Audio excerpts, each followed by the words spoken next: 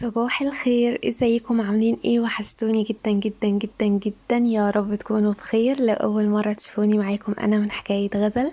عايزاكم بقى كلكم تقولوا لي ايه رأيكم في شيكو النهاردة. كان دماغه يعني مصفحة، ومعرفش كان ماله، بقاله كام يوم كده مش مظبوط. قعد شوية مقريف لحد يعني ما اكل الفطار بتاعه، وبدأ ان الدنيا تهدى شوية. باين عليه كان جعان ولا ايه، انا مش عارفة.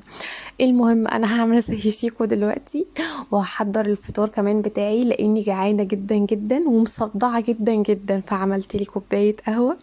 انا بعشق القهوة. عملت لي قهوة باللبن، بحبها جدا بالطريقة دي علشان تظبط دماغي كده واستعد للمعركة اللي عندنا النهاردة. رشيت كده على القهوة رشة نسكويك. أنا بحب النسكويك جدا، يعني هو والقهوة بالنسبة لي حاجة مفضلة عندي. فلما بحطهم كده ميكس مع بعض بحس ان انا مبسوطة. حضرت فطار سريع كده، عملت لي ساندويتش، وكان عندي بيتي فور حطيت برضو منه كام واحدة. هظبط دماغي بقى وهفطر، ونستعد اليوم النهاردة يوم السفر بتفاصيله الكتير، اللي احنا خايفين حاجة تقع مننا، حاجة تتوه مننا، ننسى حاجة. بس انا ان شاء الله هستعين بالله، وباذن الله مفيش حاجه هتفوتني. وان شاء الله تتبسطوا معايا النهارده، هتقضوا معايا اليوم. ويلا نبتدي الفيديو. وخلاص كده انا كنت خلصت الفطار بتاعي، والحمد لله الدنيا اتظبطت والصداع تقريبا كان قل. قلت بقى ابدا اشوف ايه اللي ورايا. اول حاجه دايما ببتدي بيها في يومي لما بصحى في تنظيفات البيت عموما هي المطبخ. بصراحة أنا مش عارفة انتوا هتتفقوا معايا ولا هتختلفوا، بس أنا من الناس اللي بتحس إن المطبخ دوت هو روح البيت. لو المطبخ بتاعي نظيف بحس إن البيت كله نظيف، حتى لو البيت فيه شوية كراكيب ودنيا مش مظبوطة. يعني كده كده الأطفال يعني ما شاء الله ربنا يحفظهم، ما بيخلوش حاجة في مكانها. بس انا بحس لو المطبخ بتاعي نضيف دوت ليه علاقة بالحالة النفسية في باقي المكان جوه بيتي. يعني لو مطبخي نضيف بحس ان بيتي كله هيبقى زي الفل.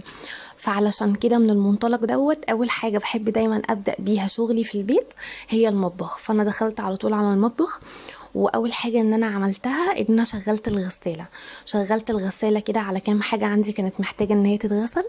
وفي نفس الوقت ان الغسالة في شغالة، انا ببقى على الحوض ببتدي بغسل المواعين اللي عندي. طريقتي بقى في غسيل المواعين يعني سهلة جدا، يعني او هي دي الطريقة اللي انا بتبعها.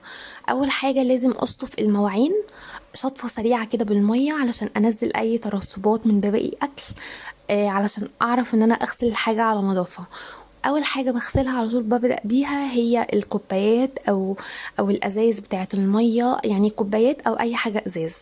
وبعديها تبقى المعالق والشوك والسكاكين، وممكن بعد كده الاطباق، واخر حاجه خالص ممكن اختم بيها المواعين هي الحلل والصواني، علشان الحاجات دي بتبقى مليانه دهون فما ينفعش ان انتي تخليها في الاول، لا انا بخليها في الاخر.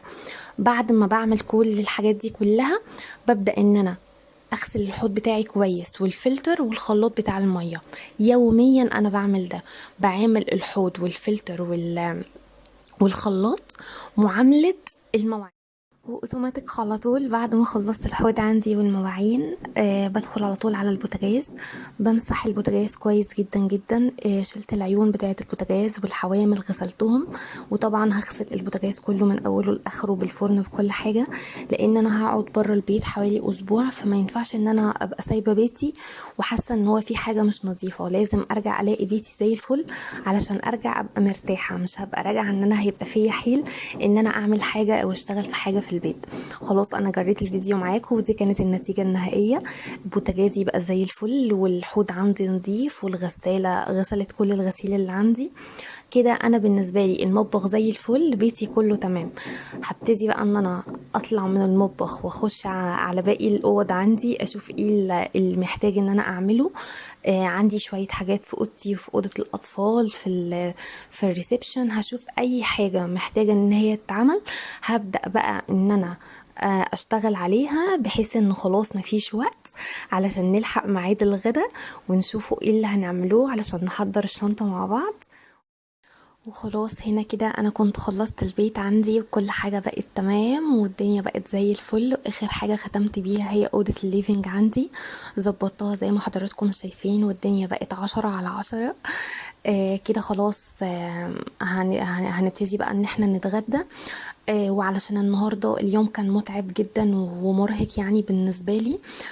بصراحة أنا عملت حاجة سريعة كده، ما عملتش اللي هو أكل يعني طبيخ وكده. سمك سريع كده، هو السمك أسرع حاجة ممكن ينجز معاكي في وقت زي دوت. لأني بصراحة اتزنقت جدا. فجبنا سمك وأكلنا كده واتغدينا. وبعد كده هبتدي إن أنا أحضر شنطة السفر.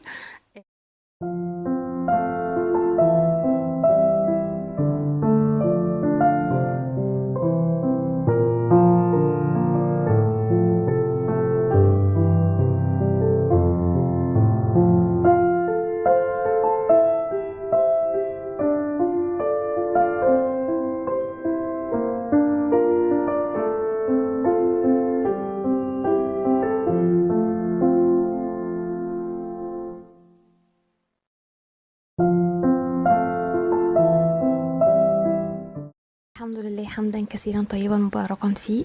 خلاص خلصنا غدانا وحضرت الشنطة، اخدت معايا ملايات وفوط وبشاكير للبحر والبورنوس بتاع بنتي، اسدال الصلاة بتاعي، المايوهات، والبامبرز بتاع ابني، والكبات والعاب البحر بتاعت بنتي، والنضارات طبعا انا منسيتهاش، وكمان التربونات بتاعتي علشان بتكون عملية جدا معايا على البحر.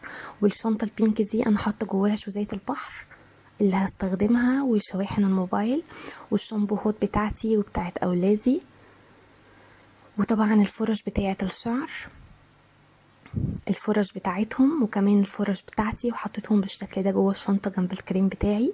وكمان اخدت معايا معجون الاسنان بتاعي وبتاع بنتي وفرش الاسنان طبعا،